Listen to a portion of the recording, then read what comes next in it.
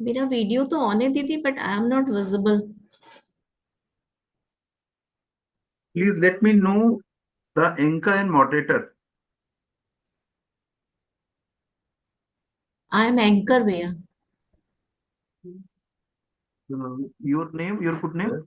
ज्योति Kulshreshtha. Yes, okay.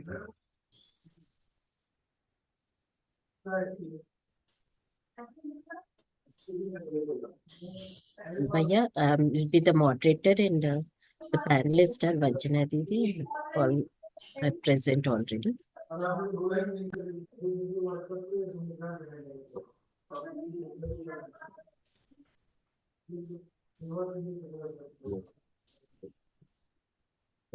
Ishra दीदी, you will move the slides ना. जी दीदी. जी.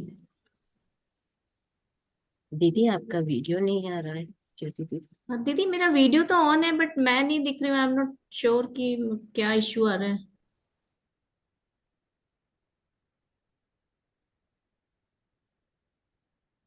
Jyoti, your video is not visible to us.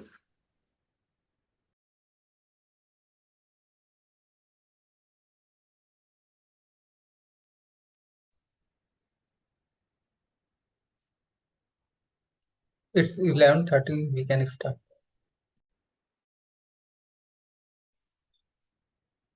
So should I start, Bhaiya? जी दीदी, please go. Yeah. So namaste everyone. With all those technological developments and advancements, everything should have been much better. But we find that there is a huge gap and the development happening at every level is not sustainable. And that is because we have not known exactly what we want and how do we get what we want. This international conference will involve enriching discussions on various aspects of our life, including right education, holistic health, and sustainability, and how addressing these issues in a right way will lead to the well being of ourselves and all. Distinguished delegates and esteemed panelists and other dignitaries, I, Archana Mirashi from team, would like to extend my warm welcome to this panel discussion of our Sustainable Development Goals, uh, Universal Human Values approach. And it's indeed our pleasure to welcome you to this pivotal discussion on integrating universal human values into education, aligning with the Sustainable Development Goals, which will help us fostering value education for a brighter and more sustainable future. Now, before we begin with the panel discussion, I would like to introduce today's moderator, Dr. Ishrat Mirzana ji. Dr. Mira Mirzana is from Hyderabad, Telangana. She is a professor in Mechanical Engineering Department and she is a director RDC MJCET. She is also a regional coordinator NCCIP AICT. She is director in Engineers Without Borders EWB India. She is secretary IET Hyderabad Local Center. She is a project head in IGEN Talk 4 SDG project, and she is involved in teaching learning process in higher education for more than 25 years. Since May 2022, she is involved in various activities of universal human values. So I would request Dr. Ishrat ji to take over the session. She is the moderator for the session. Thank you. Thank you, Archana ji, for handing over the session. So before we proceed further, let me discuss the schedule for today's session. So today we'll be having the introduction of panelists, and then we'll be having the UHV point of view on SDGs implementation, and then continued with the panel discussion with the panelists. Thereby, we'll be opening the forum for the questions from the delegates, followed by the concluding remarks. So let me introduce the panelists for today. We have Dr. Gopal Babuji, who is with over 18 years of experience, and he specialized in holistic development, value education, and sustainable technology. He's a professor and working as a coordinator of value education in cell at Ajay Kumargar Engineering College, Ghaziabad, Uttar Pradesh, India. He has been contributing a lot towards the universal human values by being an AICT expert for the same. He has been awarded with the Outstanding Contribution to the National Development Award from IIT Delhi Alumni Association in 2023 and is honored by the government of UP Sri Ram Nayak for efforts made in the field of value education in June 2017. Our next panelist is Dr. Vanchana Singh Ji, who is a member of NCC UHV AICT and is currently involved in UHV activities nationwide. She is a PhD from IIT Delhi in condensed matter physics. Her contributions are immense because she has been involved with the universal human values for the last 7 years. And she is an active member of UHV cell at AKTU Lucknow and a voluntary member of NCC UHV AICT. She conducted several AICT-sponsored UHV workshops for faculty members and students. Our next panelist is Dr. Tara Prasanna Das Ji, who is an associate professor in Department of ECE from Shiksha O Anusandhan University, Odisha, India. He is having more than 14 years of teaching experience and has published several research papers in the area of microelectronics. As though he is involved with microelectronics, the micro thing which is required for harmony or happiness is UHV. So that's the reason he is involved with UHV activities since 2020 and is working towards value-based living and self-development as a co-explorer, volunteer, facilitator at different levels of its participation. The next panelist we have is Dr. Deepa Nair Ji, who is a professor in civil engineering, Cochin University of Science and Technology, Kochi. She is having more than 24 years of teaching experience, and she is a PhD in sustainable housing from Netherlands, and she has successfully guided 4 PhD research scholars. She is associated with UHV since 2018. The other panelist which we have is Dr. Jyoti Kulashetra Ji. She is an assistant professor in sociology and universal human values. She is from Sharda School of Business Studies, Sharda University, Agra. She is a dedicated educator with 23 years of experience and committed to promoting human values since 2015 and has actively participated in UHV programs. She is the UHV cell coordinator at Sharda University, Agra. Our other panelist is Professor Archana Meenakshi Ji. She is a postgraduate in physics and diploma in electronics and microprocessors. She has completed postgraduate program in sustainable management and resources and nature conservation by Ecology Society, Pune. She is a content creator of environment-related concerns. She is a course coordinator and introducer of value-added courses in sustainable development. She got introduced to the contents of UHV in 2022 and has been involved in the various activities of UHV. The other panelist is Dr. Geeta Potharajuji, who is a PhD in Management and Department of Business Management from Osmania University and Hyderabad. She is currently heading the Center for Governance and Public Policy at the Institute of Public Enterprise, Hyderabad. She has over 20 years of experience in development consultancy. She has worked with the various governments in South Asia, and also trained officials on participatory governance, accountability tools, and all. She has many publications to her credit. She has been connected with UHV activities since 2021. Along with this, we also have Dr. Shipraja Ji as the panelist, who is a UHV cell coordinator from SRM Institute of Technology, Chennai. I welcome all the panelists, that is Gopal Babuji. I welcome you on behalf of UHV family for the panel discussion. Vanchana Ji, I welcome you once again.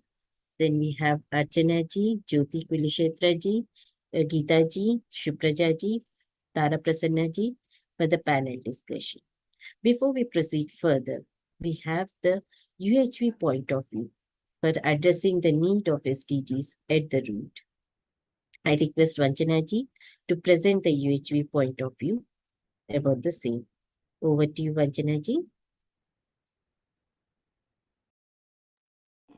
So namaste, esteemed panel, and it gives me immense pleasure to be here at this forum. I hope I'm clearly audible. Ji. So over here, we are all together to look at why we need to address SDGs at the root. Being associated with UHV over last 7 to 8 years, now we are trying to get the UHV perspective. Whenever we look at these sustainable development goals, which have been adopted by the UN member nations since 2015, a universal framework was aimed to create a more sustainable world by 2030. These 17 SDGs, the Sustainable Development Goals, starting from Goal 1, which is no poverty, moving on to zero hunger, good health, well-being, quality education, gender equality, clean water and sanitation, affordable and clean energy, decent work and economic growth. Moving up to the 17th goal, that is partnerships for the goals. These 17 goals with 169 specific targets address the present social, economic, environmental challenges which are faced across the whole globe. And the agenda created was to address them by 2030. We are currently towards the end of 2024. Are we able to touch upon this? So let's check at the worldwide efforts which are taken to achieve these SDGs. Various groups of environmentalists, social workers, researchers, politicians, NGOs, government agencies, all of them are taking multidimensional efforts so as to ensure achievement of these SDGs at all levels. During the past 4 to 5 decades, there has been an immense increase in the amount of awareness and the concern about sustainability. We all look forward to leading a sustainable life. We want our generations, upcoming generations, to be able to cherish the available resources. If we look at the action plan of the various agencies like MDGs, SARC, all of them are pointing towards sustainability.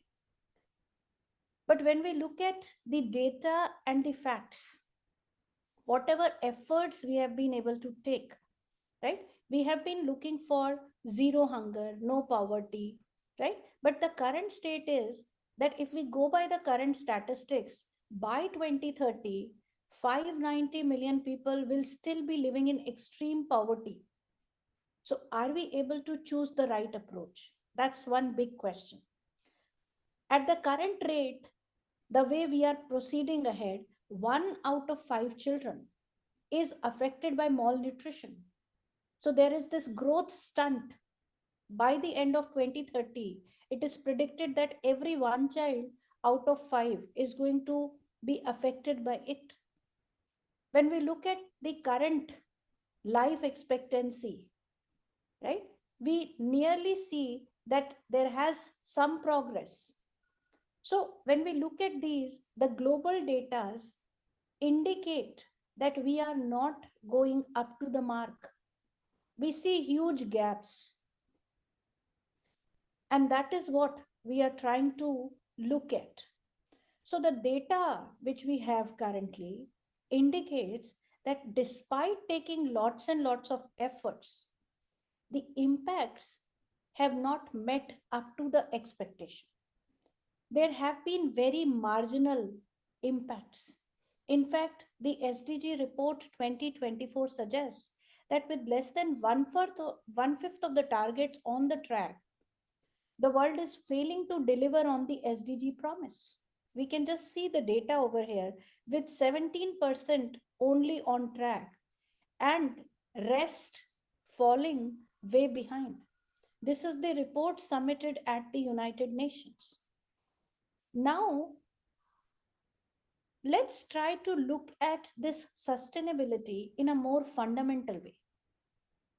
We want to understand, are we really addressing SDGs at the root, or we are trying to treat something at a very topical level? If someone is having some kind of a disease, how topical treatments can really affect a given person? In the same way, when we are looking at sustainability, if we are missing the fundamental approach, then in that case, whatever efforts we take, those efforts go in vain. And that is how the data is predicting that despite collating lots and lots of efforts, trying to meet all ends, yet there is so much of gap which is being created.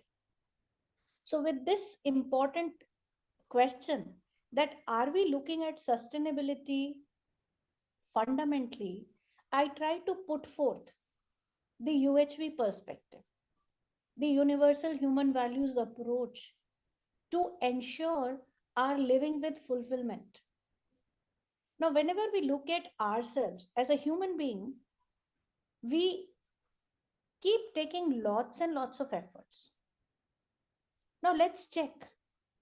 Are we able to see that all the efforts that we take are in pursuit of happiness and prosperity? Which means happiness and prosperity is our basic aspiration. As a human being, each one of us wants to live with fulfillment. And this fulfillment is ensured by ensuring continuity of our happiness and prosperity. Let's check. Let's ask this question to ourselves. Do we do anything to make ourselves unhappy and deprived? Or whatever effort we take, that effort is to ensure continuity of our happiness and prosperity. Let's ask our panel and delegates to reflect on this. Whatever effort we have been taking over these many years we have been living on this earth, are these efforts aligned to ensure continuity of happiness and prosperity? We may not have been able to attain that. That is a different question. But do we take these efforts so that we can ensure happiness and prosperity or not? What does it come to you? A yes or a no? What do you say? We all can reflect on this. And I would request our delegates also to put up their response to this. So each one of us is looking forward to continuity of our happiness and prosperity. Now, this sustainability is fundamentally addressing this. Fundamentally, we want our happiness and prosperity to be continued forever, not just for me, but for my generations to come. Every time a human being wanted to be ensuring continuity of happiness and prosperity. So let's keep checking this for ourselves, right? That we want to ensure continuity of our own happiness and prosperity. Now, the important question is that have we understood the meaning of happiness? Or we are governed by some assumptions about happiness? This is something which we need to see. Do we understand the meaning of prosperity? Are we clear about it? Or we carry some notions about these two words, happiness and prosperity? Now, let's check. If we understand the real meaning of happiness and prosperity, that will help us to prepare ourselves to live with a sustainable life. Or without getting a meaning of happiness and prosperity, can we really ensure living with sustainability? So these questions are very important. Looking at our own living, as we have discussed in the keynote sessions too, each one of us, when ensures living in this bigger circle, where right understanding holds at priority number 1, relationships at priority number 2, and physical facility with priority number 3. This living in this bigger circle is living with human consciousness. When I say right understanding, we are trying to put forth understanding of harmony at each and every level of our being. Harmony at the level of individual, harmony at the level of family, harmony at the level of society, and harmony at the level of this nature and existence. Which means this right understanding is taking a complete expanse over my living. My complete living is included in it.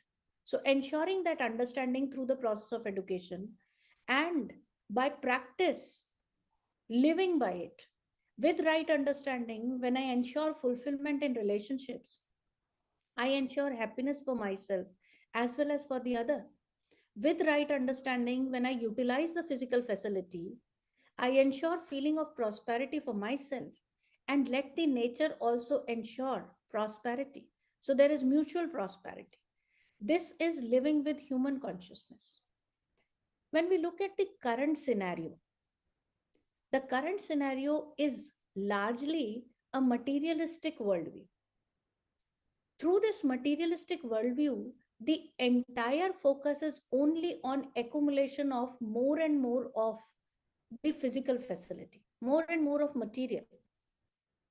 Now, whatever efforts we are taking, right? Are we really taking into account all the three together, or somehow we are missing that approach? By assuming a human being only as a body, our focus is only on deriving pleasures through some physical facility, which means our primary source of happiness is linked to extreme consumerism and maximization of sensory pleasures.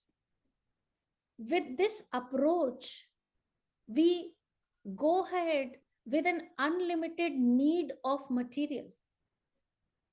With this kind of approach, it is next to impossible to fulfill everybody's needs because the amount of resource on the planet is well defined.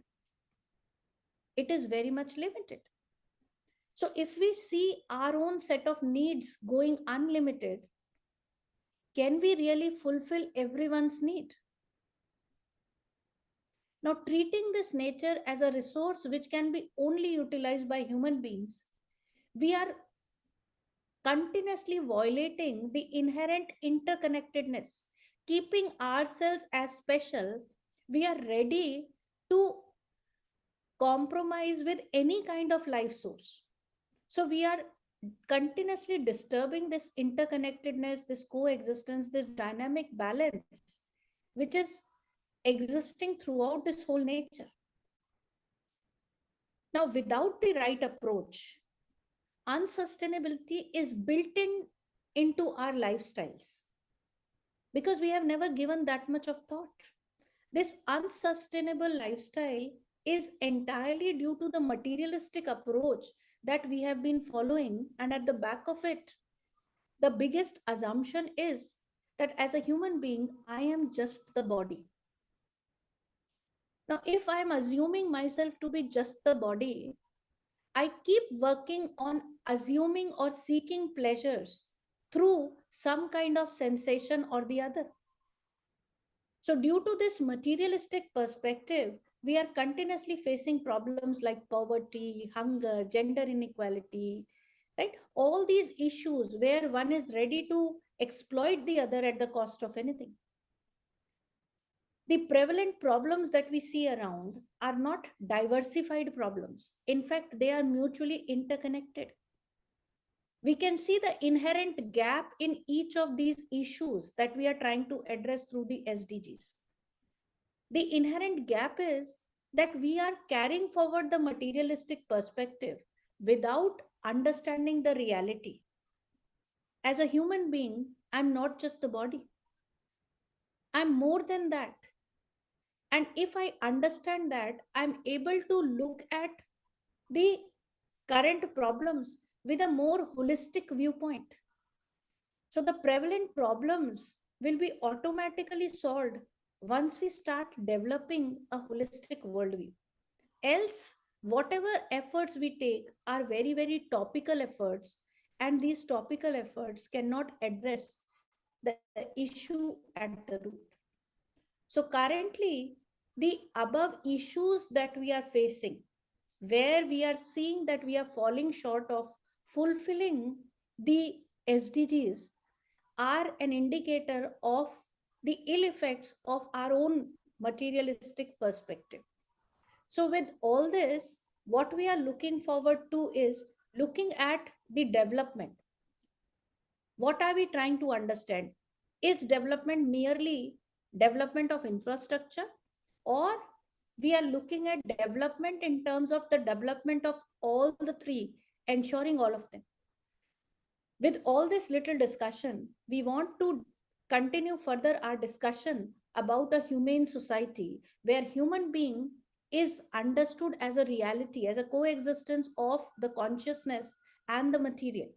And happiness is understanding of harmony at all levels of our being. And prosperity is a feeling of having more than the required physical facility. With this approach, I would like to request Ishrat ji to take up the panel discussion further. So over to you, Ishrat ji.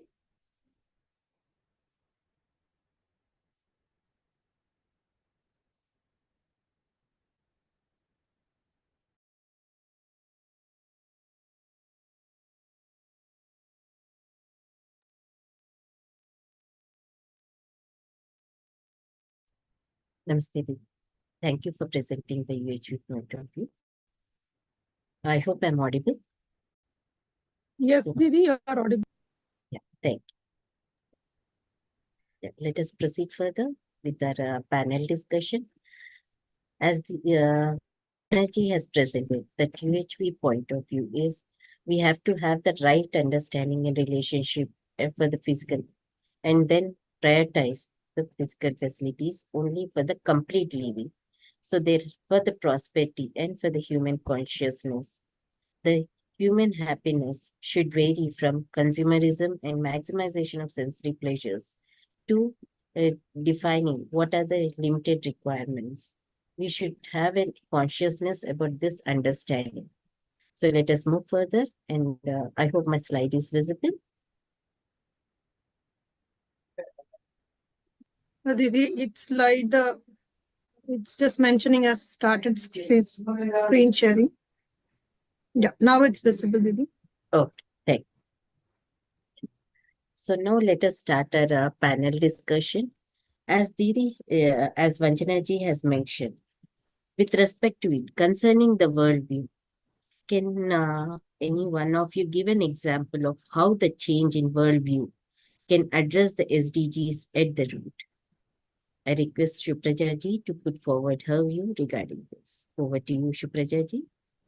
Thank you, Ishraji. Namaste to all. So, addressing the SDG at the root level means tackling the fundamental cause of the issues rather than be dealing with the symptoms. So, this approach, what Vanchana ji has mentioned in our UHV viewpoint, ensures that underlying problems are resolved, and that leads to the sustainable and long-term solution. And if coming to this question, considering this worldview, a shift in a worldview towards recognizing that interconnectedness of all the life can significantly address the SDG at the root. Say, for example, if we consider the transition from linear economy to the circular economy. Following this linear economy, always work on take, make, which leads to the resource depletion and environmental degradation. And in contrast, if we work on the circular economy, understanding the physical facility should be rightly utilized. In that way, the circular economy can be emphasized this recycling, reusing, reducing waste, and rightly utilize. That will help us to promote the sustainability. And this shift can address multiple SDGs, such as like responsible consumption and production, and that will also help in the climatic action and life below water when you reduce these plastics. So they all have that interconnectedness. By fundamentally changing how we view and use the resource, can create more sustainable system and support the long-term ecological balance. So this is my viewpoint on this question, Ishraji. Over to you. Thank you for the opportunity. Yeah, thank you, Didi.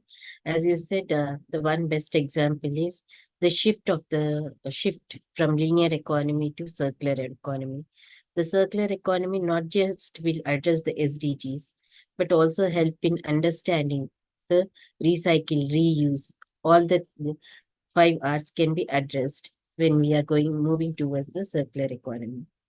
Now I request Archana ji to present her view about like clearly the circular economy is the answer, or any other further example can be added up so that the SDGs can be addressed at the root. Over to you, Archana ji. Ji Didi. So, like what Supraja Didi was mentioning about, that circular economy is one of the aspect which we can consider to address the SDGs at the root. But it is one of the aspect at the basic level, at the foundation level, mainly the people or in every human being should be able to understand what his basic requirement, what is his main aspiration, basic aspiration, what he is really looking forward to. Otherwise, if we talk about circular economy, yeah, the things related to the environmental exploitation, nature exploitation, that would be very well addressed. But at the same time, if the individual, if the human being is not aware of when he is talking about various desires, then he would falter and then again land into the consumerism. So even if it is circular economy, and then people, human being is looking after the consumerism, or rather over consumerism, then there won't be any stoppage to this. So that's why I feel that people should be able to understand, human beings should be able to understand that what is his basic aspiration, what is really wanting in his life. That should be known by every human being. That's what I feel. Thank you, Didi. So as you said, the most important thing is the worldview has to change and understand what is the basic aspiration. So when we talk about the basic aspiration, does the current education systems adequately prepare the future generation to address these SDGs challenges? Or is there a disconnect between educational priorities and sustainability goals? I would like to hear about this from Vanchana ji, her point of view. Over to you, Vanchana ji. Ji, I hope I'm audible. Ji, ji. Ji. So when we look at the current scenario, these gaps that are seen are very much obvious and everyone can make that out. Now, in the current scenario, there is no possibility that by 2030 we'll be able to achieve these SDGs the way we started with in 2015. And the concerning worldview is not supporting that at all. This is what we can see all over around. So it immediately requires the need to ensure a shift in our perspective, where instead of just focusing on the materialistic perspective, we start looking and understanding ourselves as a human being. And one possible example that we can think of, which can change the worldview and address the SDGs at the root, is the process of ensuring holistic education. Through the process of holistic education, from the very beginning, a child can be made aware of the reality as it is. And the way the child grows up as an adult will ensure that he or she lives up to the desired expectations. with the current worldview, it would not be possible to address the SDGs at the root. So we need to create more and more examples by creating living models of our own educational systems, of individuals living with a holistic worldview, and they can only further lead people and institutes and organizations and eventually states and nations to address these SDGs at the root. So there is a dire need to bring about a change in the worldview. Ji, this is from my side. Over to you, Ishrat Didi. Ji. Thank you, Vanjana ji. As you said, the gaps are obvious and the worldview is not supporting it. And definitely we need to create individual holistic view who can lead us and help us in attaining the sustainable goals. I would like to hear from Geeta ji how this individuals can be created with holistic view, with a change in the educational system. Can I have your perspective about the current educational system and how it can help us in making these individuals with a holistic view? Over to you, Geeta ji. Thank you, SIG, for the opportunity. I would like to draw the points Dr. Vanjana ji presented, and I think I'm going back to those things again because what she said, but do we understand the real meaning of happiness? So, for sustainable living, I think we need to first individually understand what is harmony, what is happiness. I think if we are unable to resolve these aspects at our individual level, then I think all those 17 SDGs are quite difficult to achieve. And another very important thing is we are kind of, when we're talking about education system, all around our families and our communities, we are seeing children who are very, very well exposed to the educational systems, but all that conversation that we can hear from them is very stressful. So, I had an opportunity yesterday to go to a doctor, and he was explaining, my husband had some issues. So he was explaining how his son, he being himself a doctor, and his son in the medical institution, how stressful the whole thing is. And how they are struggling to kind of, complete that course that he has entered. And everywhere it's the same. You go to any technical institutions, you go to management institutions.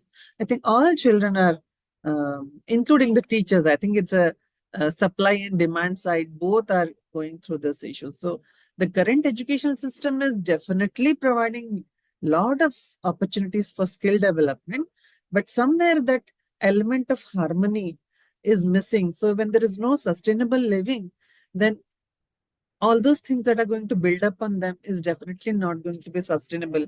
And this thing which was there in the presentation, I think it is so important for us to draw our attention to. It was written very beautifully. If we discard the present model of development, how else do we live? And if we continue it, shall we at all live? So this is the crossroads at which we are standing. And I think the educational system has a lot of scope to resolve this conflict and show us a path. So, thank you so much, Ishwarji. Back to you. Thank you, Geeta ji. It was beautifully explained. Like, though we have the education which is reachable, but it is leading to a stressful living only. The element of harmony is missing, and that's the reason we are lining up with the crossroads of conflict. And this crossroads of conflict can be resolved only when we have a holistic perspective of education rather than education for skill and for earning. So it's important that we change this perspective, and thereby the educational priorities have to be identified so that the SDGs can be addressed at the root. So moving further with respect to the panel discussion, I would like to know, like as just now said, we are having these conflicts and crossroads that are coming in picture. So what are the potential risks or drawbacks of not addressing the SDGs at the root level? I would like to hear from Jyoti ji, her perspective about this. Over to you, Jyoti ji. Thank you, Didi. Thank you so much. So I do really agree with my co-panelist Geeta ji. What she said, what is the basic definitions of the content we are discussing right now? Right, we are the last question we are discussing about the educational gap. So this is the big risk or the big drawback to not addressing the SDG at grassroots level, as we all, I think we, most of us, and including our policy makers, are also not aware about the meaning of the content or the work we are doing, like good health, like quality education, like infrastructure development. Are we clear about the definitions, right definitions of these things? And this is the big basic risk, as we are working as a good health, we are working to increase the number of hospitals, we are working to increase the technological advancement and the use of AI in the good health. So is it is it complete for the holistic health? We have to discuss. This is the risk. This is not addressing by any one of the policy makers. We are planning in the name of development of the infrastructure. We are planning the 5-star hotels and the 5-star prisons where we are serving the frozen food to our clients. We are I think basically the definition should be clear. We are talking about hunger, then we should talk about the wastage of the food also. We should, in the quality education, if we are right now my co-panelist said ki definitely skills are very well addressing in the present education system, but are the values are addressing by the education system is very important, right? In the UHV perspectives, Vanshna Didi said ki yes, human is the coexistence of body and self. So are our students are aware of that ki what is the need of the body and what is the need of the self? It is clear, or just we are working for the infra, we are providing the good infra, good AC on the name of the good education. Right now the people or the student chooses their colleges according to the infrastructure. They are not at all see or review the content or the courses they are going to learn. So what I feel, to address all issues which I mentioned, very first we have to address the human goals to achieve the SDGs.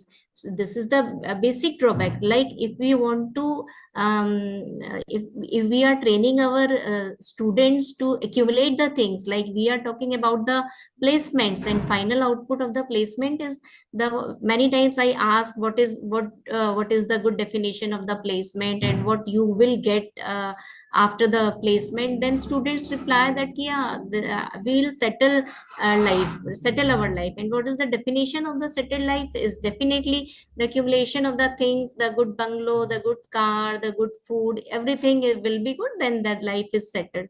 So we have to move from accumulation to prosperity. We have to understand that this accumulation is leading to exploitation, domination, terrorism, and ultimately to the war.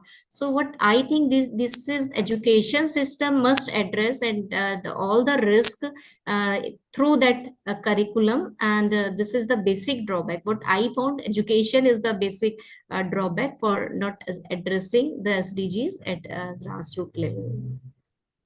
Thank you, Didi. Thank you, Jyoti ji, that you have said that the education is the biggest gap. And for the education, the role of policy makers is vital. And that's the reason they should have an understanding, right meaning of what is required. And it's important that the content should be, the educational content should be based on human goals, not job ready. For as per that, there can be a shift from materialistic perspective to a holistic perspective. And above all, the students should be made aware to change their view from accumulation to disparity. Thank you. That was very nicely addressed, Didi. Now I request Shupraja Didi Is there other drawbacks of not addressing the SDGs at the root level? Over to you, Shupraja. Thank you, Ishraji.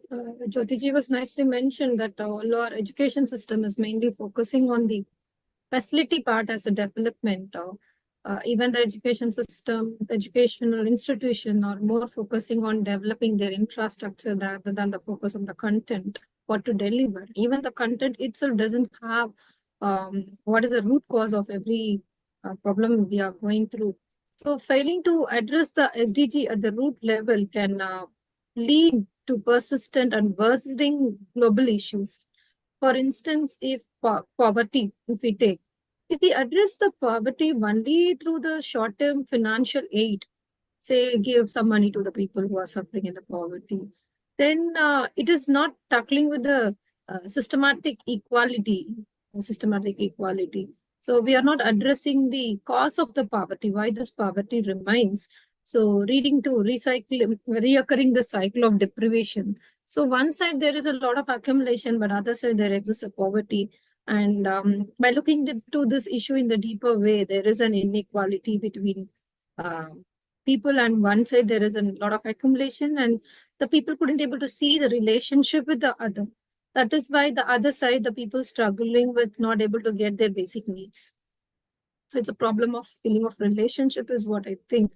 Similarly, addressing is environmental issues uh, uh, will be like a temporary measures, like just banning the plastic bags. So people will just follow the rules which has been enforced without understanding. The basic understanding is totally missing for broader sustainable practice.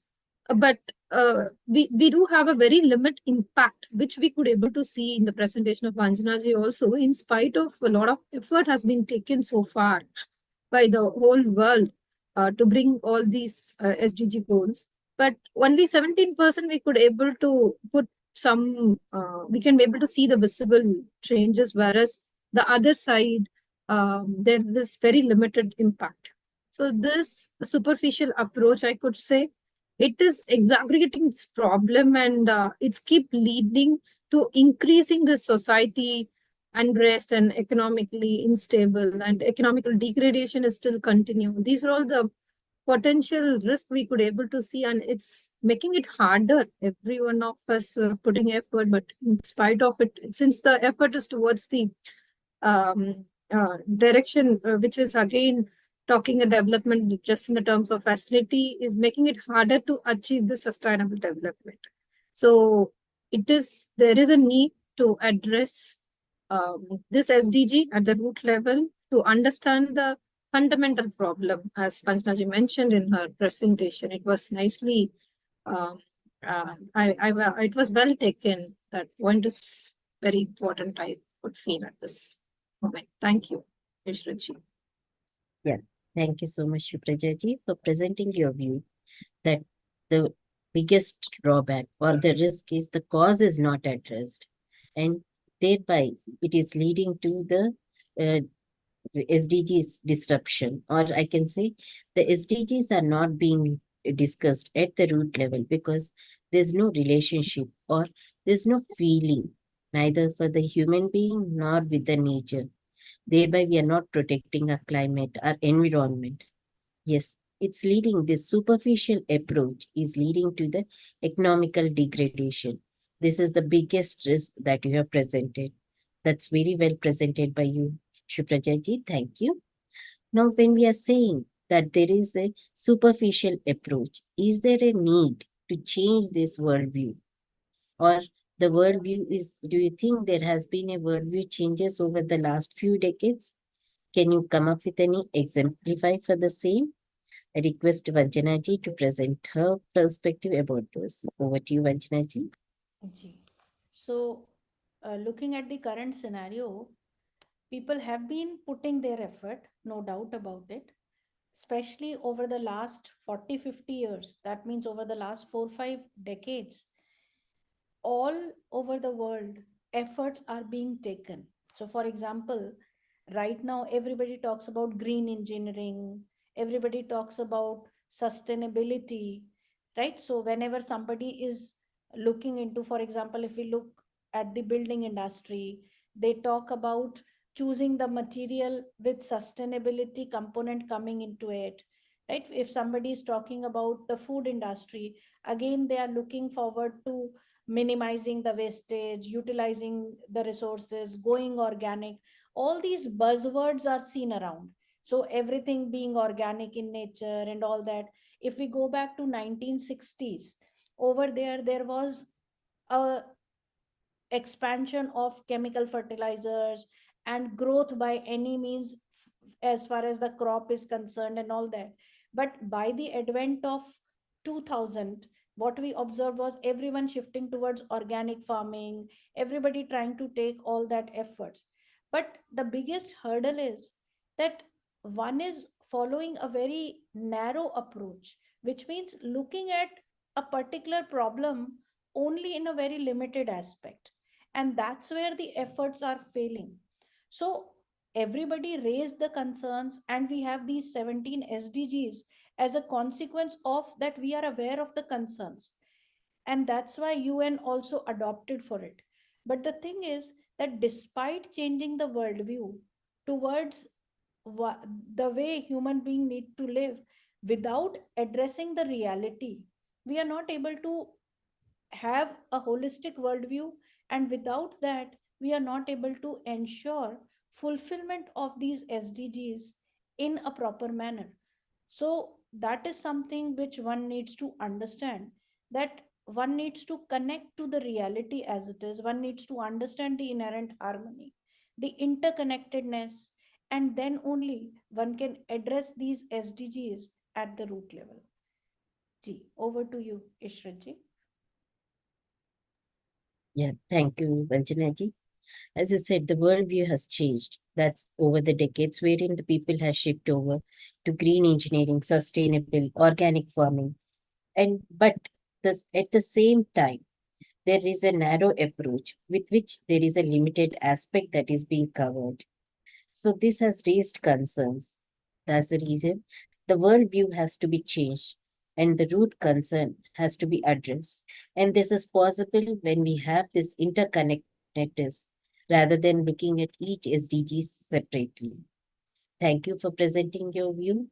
And I request Geeta Achanaji to present her view about the same, about how the worldview has changed over the decades. Can you come up with any example for the same? Okay, thank you. Putting it further, like whatever Vanchana Didi said about how the people really had that kind of perspective, they had envisaged the problem, and then that's why they are rather trying to get to the sustainability and all that. So, a lot of buzzwords have come up, and then people are trying to follow, but that's again a narrow approach. That is what Vanchana Didi mentioned, and I do by that point. And also at the same time, people have been trying in various organizations, educational institutes, just to give you certain examples. In educational institutes as well as in industrial organizations, they have something like green audit, energy audit, and so on. In the industrial organization and educational institutes, also the committee keeps on visiting, and then they also ask for what are the green initiatives you're having in your campus and all that stuff. And to I mean, it's really a very what we can say sad situation that many a times, rather most of the times, majorly it has been observed that people are not able to portray what is actual thing, the factual thing in their campuses, in their organizations, that whether they are really following all those green things inside their campus. So they are actually going for something called we have known that this particular terminologies have come up these days, that is greenwashing and green hushing.